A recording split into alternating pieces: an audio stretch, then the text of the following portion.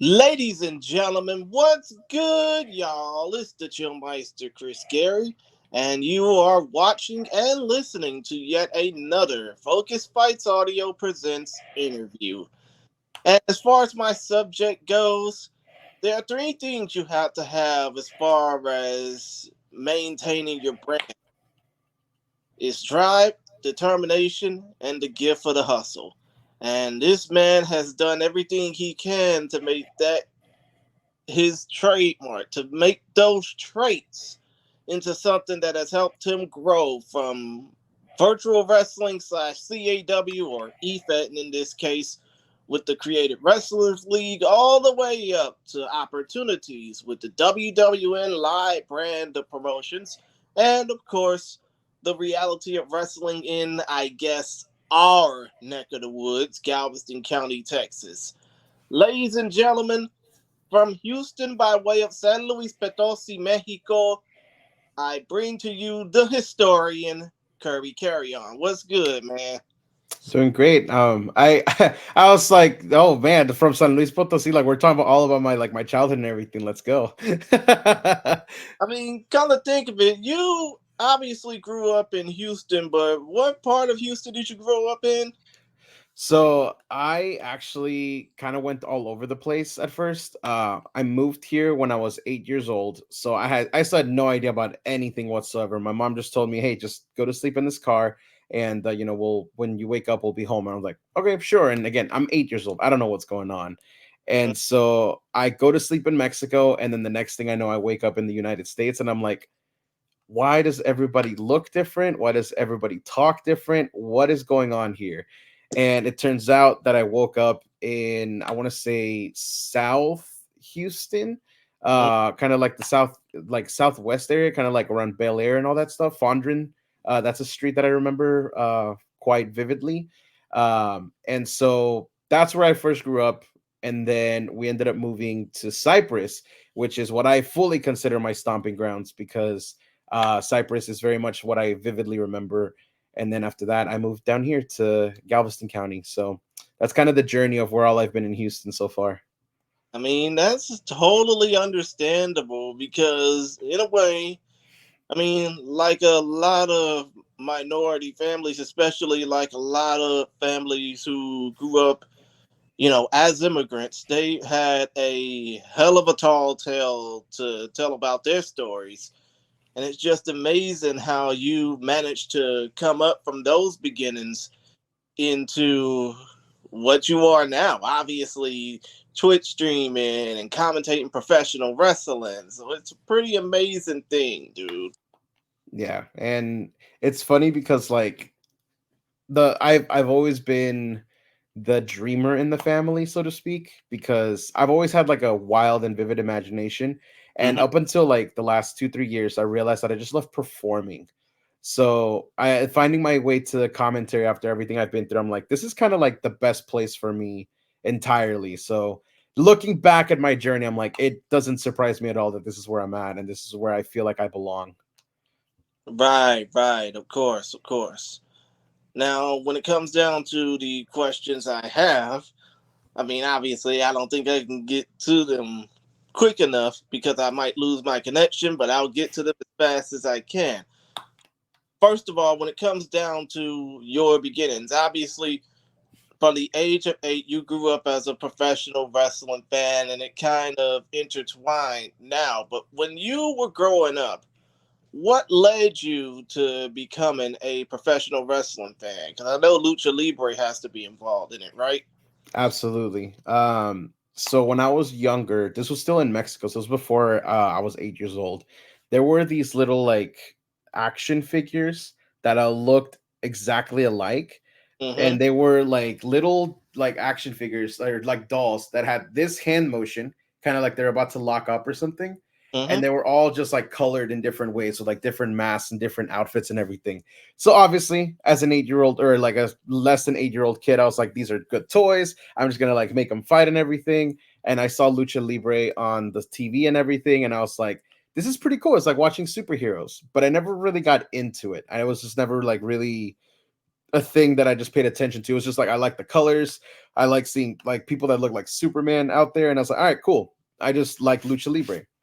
And then I moved here to the United States, and I lost a lot of those toys because I had to leave them behind, and I never really paid attention to wrestling aside from like the random times that I saw it on UPN 20 when I Mm, just saw a ring and I was like, oh, these people are fighting. Okay, cool.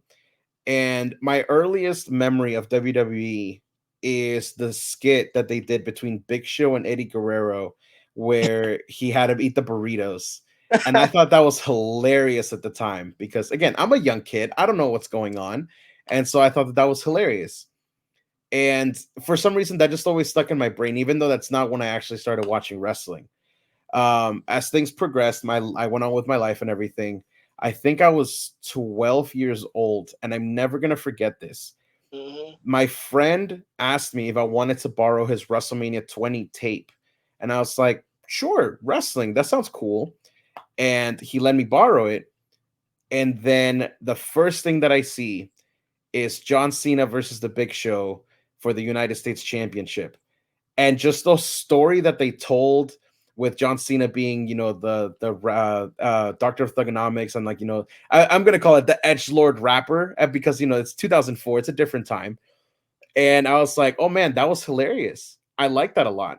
So a lot of people are like, oh, DX suck at this, blah blah blah, whatever. For me, it was John Cena's raps. I was like, I should not say this because this is like not things that I should say as a young kid. And I Mm. just fell in love. I was like, this is great. And then the next match was the Fatal 4-Way tag team match for the World Tag Team Championships, which Booker was actually a part of. And Yep. I've told him this, and he's like, that's pretty cool that everything just kind of worked around. And as I was watching the show, then came Eddie Guerrero. And Mm. that was where I fell in love with everything because his showmanship, the way he carried himself, he had the championship, so obviously I knew he was a big deal. The low riders, everything. I was like, that's my guy. Like he looks just like me. That I love that. And after that, I was like, okay, where does this air? And I found it was SmackDown UPN 20. So every Thursday at 7 p.m., I would sit in my garage actually with no AC in the Houston heat because my mom and my sister wanted to watch the telenovelas on the big TV. So I was like, I'm just gonna go outside and on the garage in a small little TV and watch it. And the rest is history. So March 14, 2004, I will always consider the first day I actually fell in love with professional wrestling because that And you was the date that WrestleMania aired.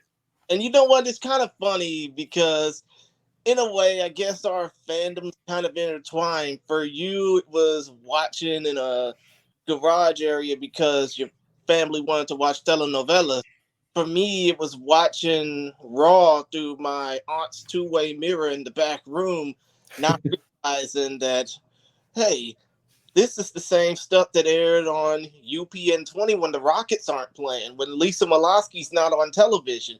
This is Yep. basically the same stuff that I would basically get off into, when the Rockets or Comets at the time aren't playing. Yep. So, when it came down to it, and yeah, I can basically say this. Booker T grew up in the Paul Bosch era, watching Channel 39's. No, watching Channel 39 and Houston wrestling every Saturday growing up. But for Hmm. us, I guess you could say that watching SmackDown on UPN 20, which is now unfortunately my 20 vision, Hmm. every Thursday night from like 2002 all the way up to '05, and then again in the mid 2010s, that was like to us what people were back in the day for Paul Bosch and Houston Wrestling on Channel 39. Hmm. Absolutely. Yeah, I mean, it's kind of crazy when you think about it because of the fact of a lot of people in this area growing up watching SmackDown on UPN 20 and not realizing that Booker T would end up starting a pro wrestling. Well, actually, first of all, we kind of remember this, right? He started off with a record shop, and then 2 years later, after that got robbed, he ended up starting, the Pro Wrestling Alliance, the Pearland Wrestling Alliance, and then later the Reality of Wrestling. Yeah. So that the funny thing is like I wouldn't find out that Booker had a school up until like 8 years into me watching wrestling. And Mm-hmm. I think this was when he was like starting to transition from PWA to reality of wrestling. But I still, because to be perfectly honest, like it's hard to get into new companies, even if you know somebody runs it. Because you have so much to learn. You have to learn their format. You have to just retrain your brain. You're not watching WWE. This is a completely different program, and then you have to learn all the new wrestlers. So it's like starting a new show. And for me, it's really hard to start new shows. And I feel like that goes for a lot of people because like, oh hey, watch this show. It's really good. People are like, I'll add it to my list. And I'm like, okay, that's fine. So it, finding out about it was a treat in the way that I did. And the way my journey's gone from getting to see it to now being a part of it has been fantastic. And now that I'm on the other side of the coin, it's kind of cool for just people to come to me and they're like, I actually watched you like before I came. I was like, that's kind of like weird because I said the same thing to people, and it weird in a good way because I'm just like wrestling is just such a small circle if you really think about it. If you know one person, you know everybody. Yeah, exactly. Now, when it comes down to how you really got started into doing this, obviously, like me, it was through the world of virtual wrestling or CAW or e-fetting with the Created Wrestlers League. And I didn't come on until right as, I wouldn't say right as the wheels were falling off. It's just right as it was starting to get to feel like a chore, more like fun. You know what I mean? When I was Mhm. going to court and you were obviously the commentator of it. I was one of the commentators along with want to say like four or five other people from the team. Uh but yeah, no, CWL was very much a project that I didn't expect to get as big as it did. Hmm. And it was probably like I looking back at it as a whole, it was 5 of the best years of my life because it taught me a lot of skills and it taught me a lot of things that I didn't think I was going to need going into the wrestling business. And I very much used it as a platform to just get better because I wasn't just going to learn how to do commentary like out of the blue. I wasn't just gonna be like, "Hey, book, I would like a chance to do commentary. What if I did this?" So I just created a platform because again, I said, I love to entertain. I just love to give me a microphone. I can talk for days, Mm, and I literally can talk for days. I have to stop myself. I'm like, oh, I'm talking too much. Okay, just calm down. And as things progressed, I actually listened to my first recording where I did commentary for the first time, and I'm just like, man, I have come a long way. And I listened to my first time that I ever did commentary for reality of wrestling, and I'm like, man, I've come a long way. mm, And it's kind of cool to just like look back at all those videos because like they're still on YouTube, and I still have them on my hard drives because I have like literally like 40-50 terabytes of data from CWL and everything. And I'm just like, this was a really fun project and this was a really good platform to have while I had it. But eventually, you either outgrow everything or it just doesn't feel the same as it once did. So while I am grateful for all my time and all the connections that I made through CWL and all my friends that I made through CWL, I do very much feel like it was time to just move on to the next part of my life, which I'm pretty happy about currently. I see, I see. And when it comes down to all that Twitch streaming, obviously with the CWL and now with your own brand on Twitch, I mean, I see you from time to time, but when it comes down to that, that has led to folks like KSI and Logan Paul getting into professional wrestling and others getting into, you know, YouTuber boxing and exhibition boxing and stuff like that. From your point of view, do you think that content creators, and I'm not trying to basically lift the leg on them all, but do you think that content creators have pretty much changed or ruined combat sports, especially professional wrestling? I am of the belief that as long as they are like, here's the thing, wrestling and just everything in general, you're gonna find bad people everywhere no matter what. Hmm. People make mistakes. and people grow from them. I know I've made my mistakes, growing up and everything. um Wrestling works as a conglomerate. It works with the entire team coming together to do the thing, which is for us, entertain the fans. Logan Paul has put in the work, from what I've seen, from what I've heard, obviously, because I've never met the guy. I've never seen what he does other than, oh, I train here, I do this. He has shown me that he is willing to put in the work at the end of the day to entertain the fans, which I don't care what you've done in your past, because while some of it might be it might be really bad. Which example, the Tokyo thing. I know that that's awful. It is, but that's also when he was young. He has also done the crypto thing. Is it shady? Sure, but in wrestling, as a performer, you have to separate the art from the artist to a certain degree. And it's not my decision whether he's on the show or not. I have absolutely no say in whether Logan Paul is going to be on the show or not. I'm just a fan. If he is going out there and he's doing the job that he is being asked for by, creative or Triple H or anybody who's in charge, and he goes out there, knocks it out of the park, and is entertaining, whether as a face or a heel, he did his job. And people are still paying to see that, which right now we're all paying to see him get his ass kicked, which that's his job as a heel.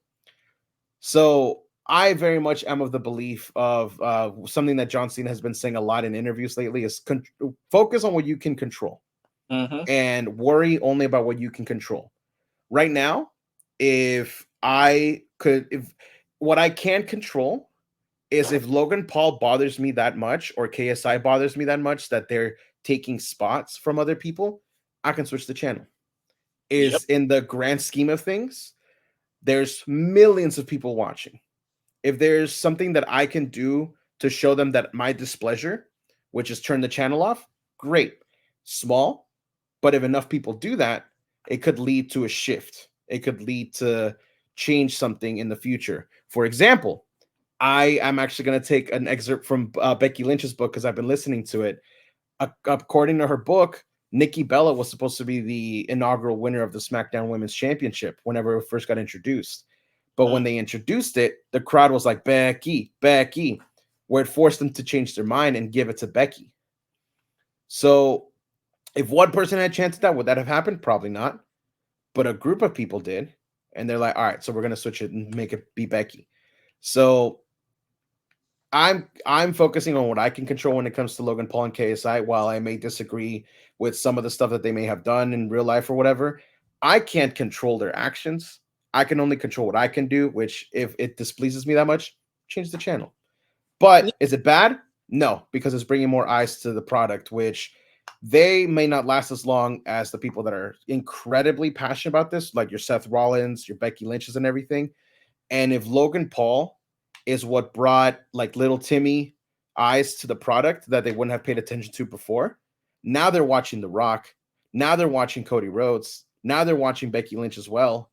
And they're like, oh, I like this because I like them now. And boom, wrestling just got bigger. Yeah, of course. And I mean, to be honest, when it comes down to what we can change, all we can change is our opinions about things.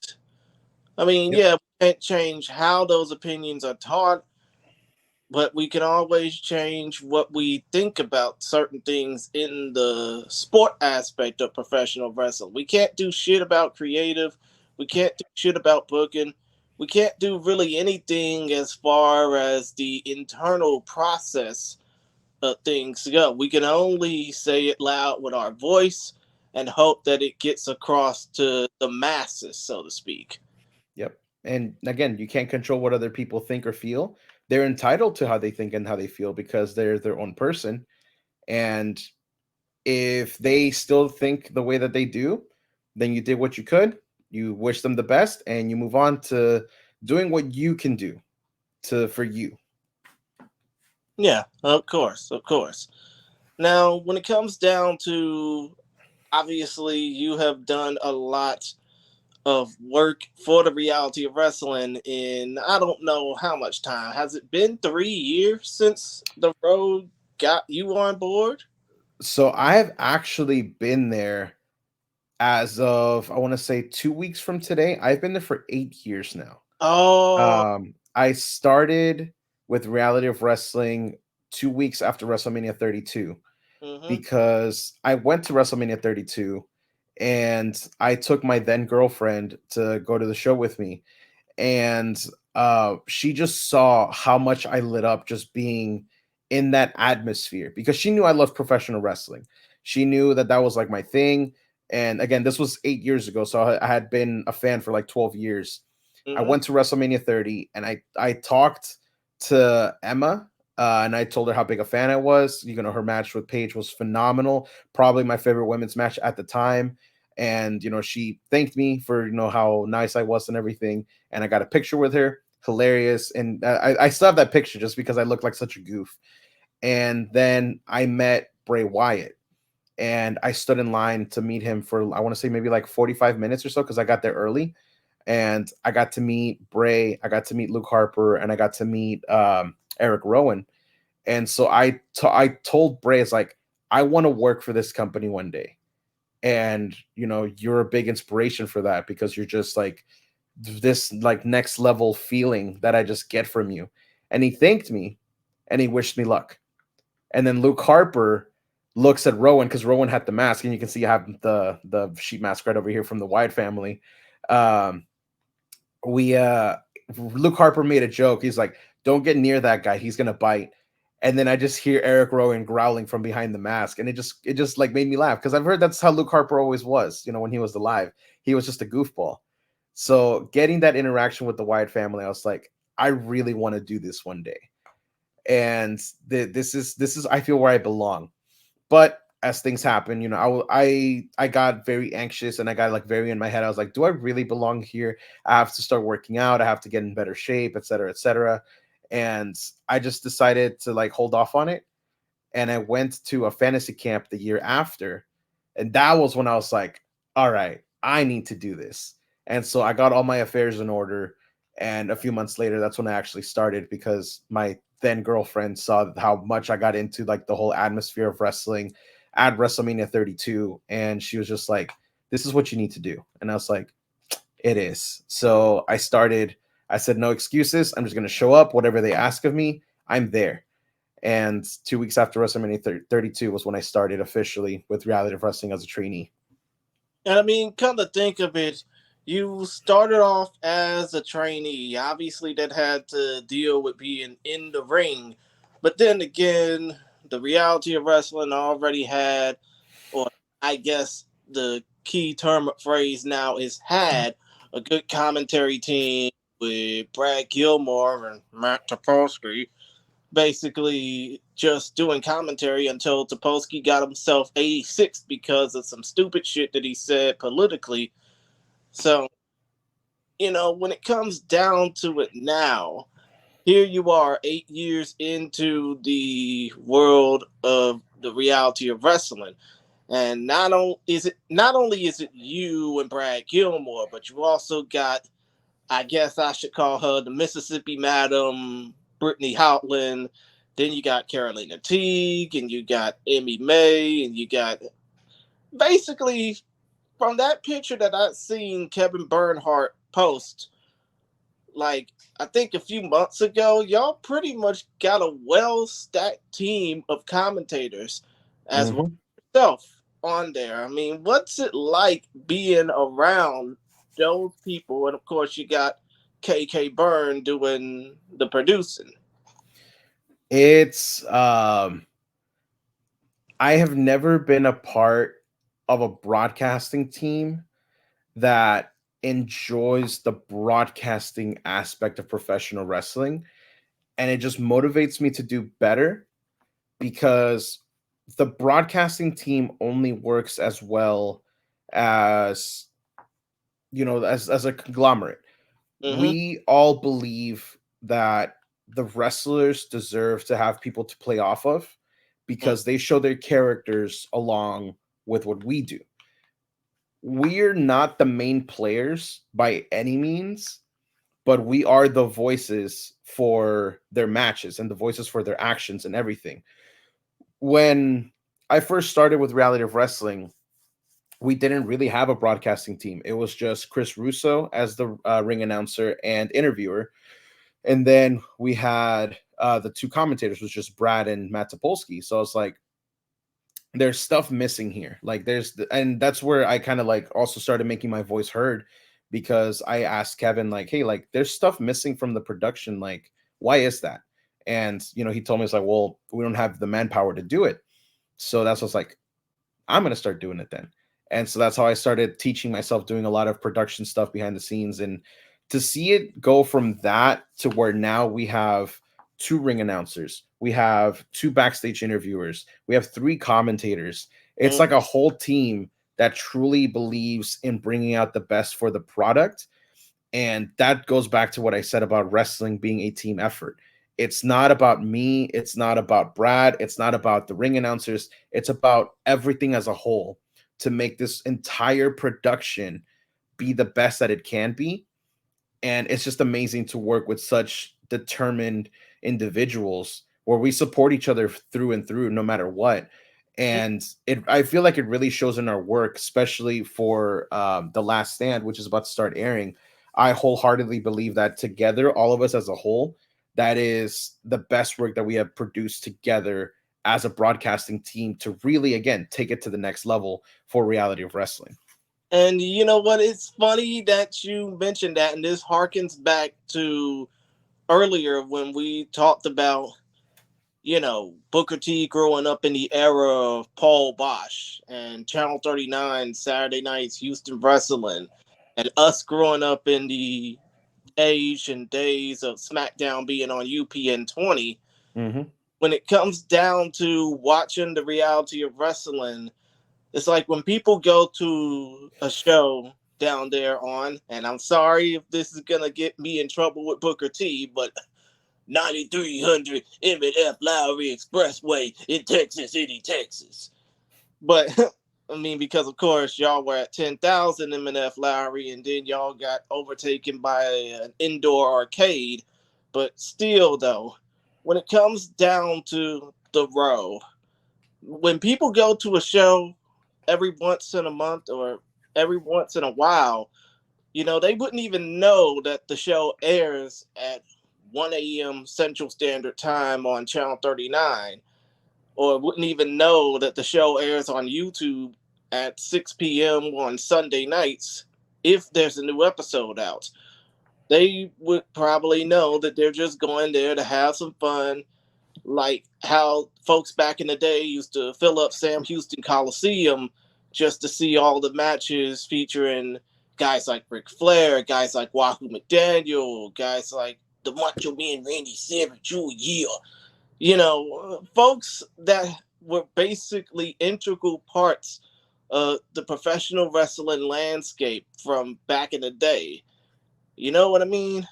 Yeah, for sure. And that's always like the fun part when I get to like tell people, especially because I do trivia hosting at a restaurant down here in Webster. Mm. If they see me with the championship, like because I give them a championship to take a picture with if they win. And they're like, "Oh, you're like a big wrestling fan." I was like, "Well, boy, let me tell you." And I tell them all about Reality of Wrestling and everything. And then that's how I start getting people over to Reality of Wrestling. And then I tell them like, you can see yourself on TV, you can see yourself on YouTube if you go to the show, and that's what drives them. Like, I didn't even know Booker had a show. I was like, well, now you do, so I'll see you there. And it's a really crazy thing to say that like I am on TV. That's still something that I can't wrap my head around. Mm. Yeah, that is kind of crazy when you think about it, because it only felt like just yesterday you were getting in training at, I mean, I don't know. Would you say you were at the World's Gym Arena for the reality wrestling fantasy camp? I did my fantasy camp at the one before, the one on God, I forgot the address. Oh, uh remember the address off the top of my head because Booker T used to say it a lot. 9189 Winkler Street. Winkler, there you go. Yeah, the Winkler one. So that's the one that I did my fantasy camp at. And then a year later was when I started, and I got there 2 months after they moved into the World Gym Arena. So I basically grew up in the World Gym Arena. Now that we have this new one, that's the Walker Texas Lawyer Arena. That one is like crazier to just look at how much they've been able to do in just such a short time, and how much they continue to just build it. And like right now, they're building new risers for the new show because apparently, like, we sold out 3 times over, which is absolutely absurd and absolutely insane. Yeah, and it's funny to think about because when you look at the exterior of the former Mall of the Mainland, now the Mainland City Center, I guess, I mean, you have to think about it. Even though the World Gym Arena, which I think was a former Foley's location, I don't know if it was Foley's or Dillard's or one of the two, but you knew even with all that space, it just wasn't going to be enough to handle everything. And then now y'all are at 9300 M&F Lowry, which I think, I don't know, was it the old Sam's Club or something at Mall of the Mainland? I'm not really entirely sure.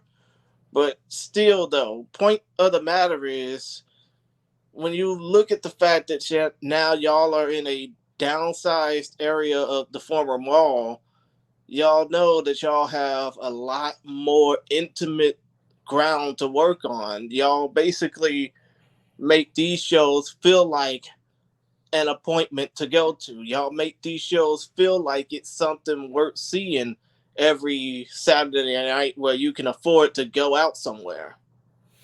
I've always believed in my heart of hearts that reality of wrestling has always been something to go to. Um, because again, like I told you, it's hard to get people to watch something new. Mm-hmm. But I love how every single time that I've actually convinced somebody to go, they've just been like, this was amazing. I want to come back next month. And then the same thing happens every single month. And that's how we built the following that we have now, to where we're able to have people from NXT come by every month. This next month, we have Matt Cardona coming in, which I think is absolutely insane. And, he's going to face off against Kenny King, which again, I think is absolutely insane.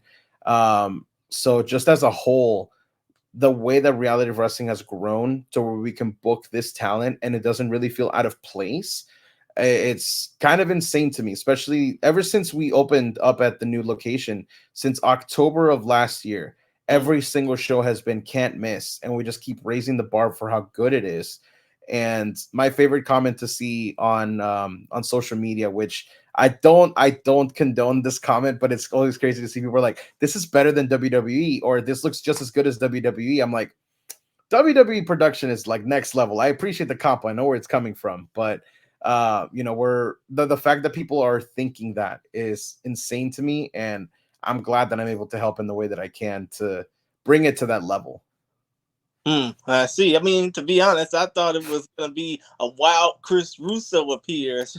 But then again, that's just what I post every time I hear him do ring announcing for the reality of wrestling. But then again, I get where the comparisons lie because some people are going to say, especially either on the YouTube streams or just outright, this is better than WWE. When no, this is the proving ground for the WWE. I maybe proving ground could be a proper term, I guess. I feel like we teach a lot of the ways to wrestle for TV, Mm-hmm. which I didn't know this when I first started, and it finally clicked a few years ago. Like, there really is such a different style for how you present things for different companies. Mm-hmm. And again, British style, much different than what we do down here. What we do down here is sports entertainment. They have the I forget what they call it, the British style, Strong but they have catch. yeah. So then Japan has strong style. Obviously, Mexico has lucha libre, which is different rule set and everything. So uh, we very much teach the TV style, which I know is not for a lot of people, which is perfectly fine. That's why there's alternatives, and I'm not gonna be like, oh, you don't like this, then whatever, like go away. Like, no, like, you enjoy what you enjoy, and that's cool. I as long as you enjoy professional wrestling, because there's different styles, I'm all for it. It's like reading books, right? You have different genres. And just because I enjoy the mystery genre doesn't mean that I can't enjoy the action genre and vice versa. It doesn't mean that I'm like, oh, action, like it's not my thing. But that doesn't make my opinion, or that doesn't make their opinion any lesser. It just means that we enjoy different things. And that's the beauty of pro wrestling. There's just different styles for everybody to gravitate to. Exactly, exactly. When it comes down to the fact that, and I see this all the time on their commercials, that the reality of wrestling doesn't just teach you to be a pro wrestler, they teach you how to be an elite sports entertainer. I mean, Hmm. look at the names on the Hall of Honor, I guess. You look at the names and see names like Athena Reese, like the Usos, like Brian Keith, like Mysterious Q, and you basically see all these stars blossoming now. I mean, you could even say that Ryan Davidson is the main one helping to teach all those guys and girls. Would you say that the future is looking bright for the prospect of some of these guys and girls in the row? I wholeheartedly believe that this is the hungriest set of trainees that I've ever seen. Usually we had one trainee make it to the next level, I guess you could say, like the advanced classes to where they get on the show, like Mhm. every 3 to 4 months. Right now, I see maybe like 10 or 12 that are ready for that breakthrough, and they all came from the same class. And that's insane to me because it just goes to show that they want it, and it shows that they're willing to work for it, and they fully understand that in wrestling, you have a role to play. Not everybody can be a main eventer. Not everybody can have the classic 20-minute match that they want, like the WrestleMania match that they want. It's about playing your role, doing the best that you have with the time allotted, and just entertaining people. If you do that, the opportunities that you're looking for will come every single time. Every single time. As long, again, obviously, as long as you're a good person. That's the big thing to me. As long as you're a good person and you keep working hard. So some of the people that you're seeing now in quote unquote squash matches, that's just them, paying their dues. It's part of what we do. It's part of the entertainment. And I guarantee you, in a year or two down the road, they're going to be the ones getting the big opportunities because they did that whenever 2 years ago. It all works out in cycles and everything. So it's just pretty cool to see like the hunger from the current class, and I'm proud to teach them as well for what I can with what I've learned as well. I see, of course. And when it comes down to what we're seeing now, like I said, I mentioned Brian Keith in AEW. I mean, obviously, the same can be said about Roxanne Perez, aka Roxy. Yeah. Oh, yeah. Of course. Roxanne Perez doing her damnedest over in NXT. But when it comes down to it, I mean, it's like not everybody can make a WrestleMania. Not everybody can be suitable enough to even wrestle on a Ring of Honor pay per view. And like, it really caught my eye when Brian Keith came out in Dallas, still tipping on fofos, blasting through the damn Hmm. public address. You know, that was really an exciting moment for me to realize that the road is here, even though they're not going to mention Booker T on air for obvious reasons. The road is here. But from your point of view, with the last stand obviously not being shown yet, I think it might be showing on Channel 39 tonight, and it's already shown on YouTube. If you haven't watched it, go check it out, but don't spoil it because I want to check it out for myself. But still, though, looking at what happened with The Last Stand, which again hasn't been shown yet on television, where do you think the future holds for the flagship of Texas wrestling?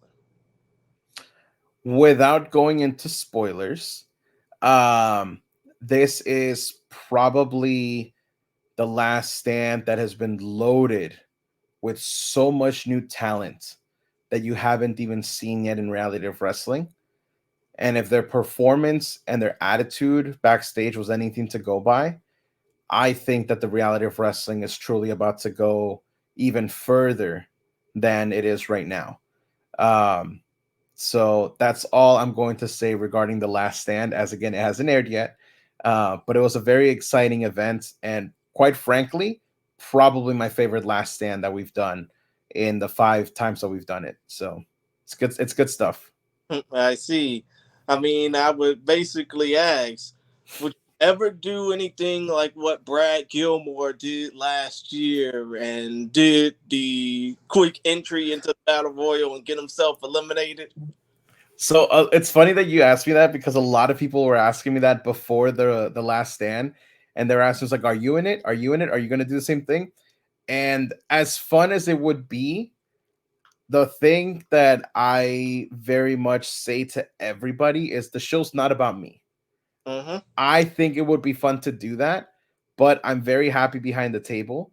And if offered the spot, I would say thank you, but I would very much like to stay at commentary because I like being the voice of the moments. Um, and even on my first night on commentary for Summer of Champions, Booker led a chant for me and everything, and the whole World Gym Arena was chanting my name, and then they started it again like 5 minutes later, and you could see me just cheesing. I was like, all right, this isn't about me. Like, and I literally like I breathed it in for like maybe 5 seconds. I'm like, show's not about me, guys. Let's take it back to the ring. And because I do believe that. I it's fun to get attention, but the show's very much not about me. And I would turn that opportunity down. I'd be like, thank you, but I want to continue just calling the matches because that's where I'm needed most, I feel. I mean, if anything, you and Brittany Howland would probably be the main ones to decline because, in a way, y'all would like to stay behind the splash zone, as Brittany calls it. Yeah. Yeah. No, it'd be fun, but unfortunately not for me. For anybody out there that wants me to win the Last Stand, I'm sorry, I'm gonna say no. Of course, of course. But still, though, obviously, I got a few more questions to ask. First of all, when it comes down to your social media, obviously, I am a friend of yours on Facebook. I follow you on Twitter. I check out your Twitch streams. But how can the people get in contact with you if they want to reach out and send you words of encouragement or just comment about your commentary, so to speak? So the Twitter that you can find is going to be Kirby Carreon. That is my full name. Kirby, like the little Nintendo character, and Carreon is Carreon.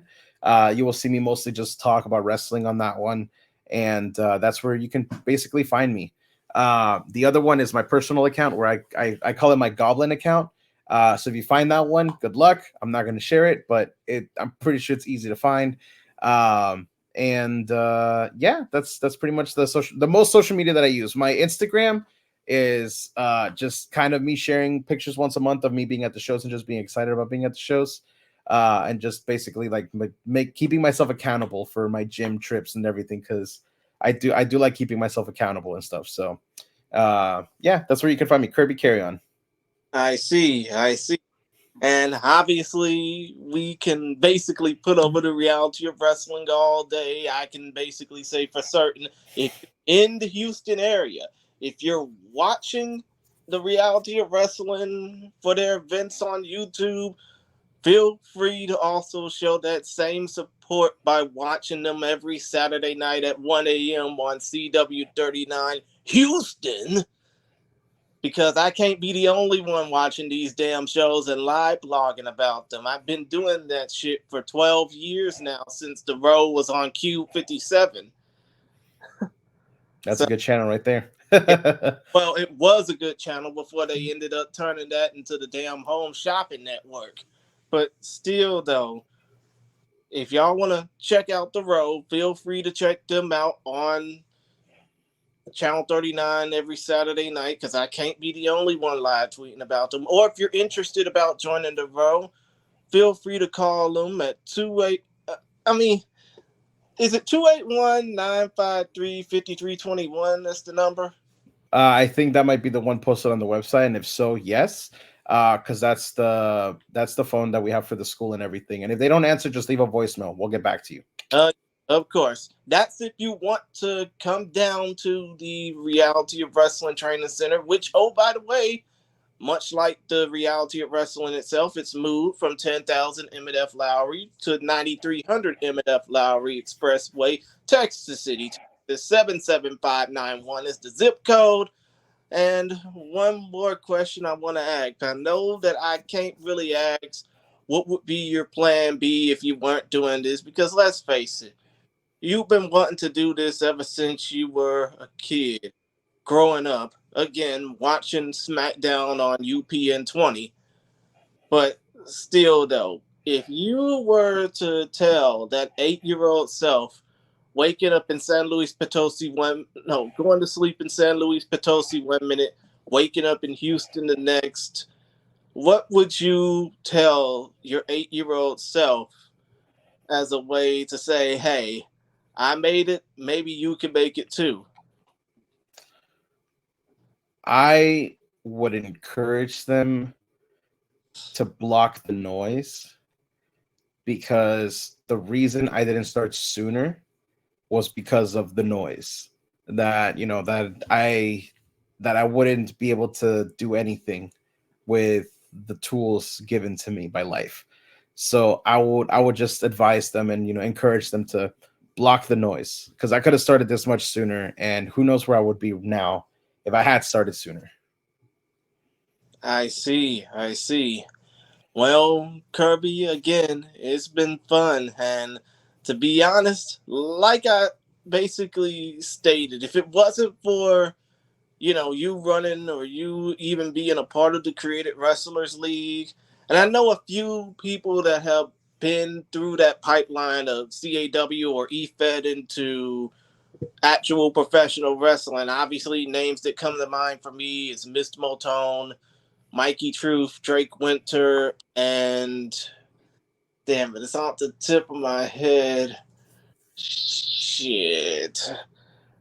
Mist Motone, Mikey Troop, Drake Winter, and you know what? To hell with it. Basically, the point of the matter is, I know a few names off the top of my head that have been through that CAW to pro wrestling pipeline, and I'm just happy to have actually known you through that. And obviously, every time I see you on the road, it just basically makes me feel excited. It actually makes me wish that I was in that position of where Chris Russo would be doing announcing the matches. I mean, not saying that I actually have a good voice compared to him, but still, though, I'm just happy that you're still doing what you're doing. And, you know, I just hope that you can continue on to make people want to enjoy the soundtrack to a lot of professional wrestling moments ahead. I appreciate that. That's the goal. The end goal is to end up on SmackDown. So it'd be full circle for me to be the voice of SmackDown. So I mean, are you sure? Because SmackDown is going to cable again this year, right? I'd be okay with that, because I bleed blue. When it comes to Raw versus SmackDown, it's always SmackDown for me. Of course, of course.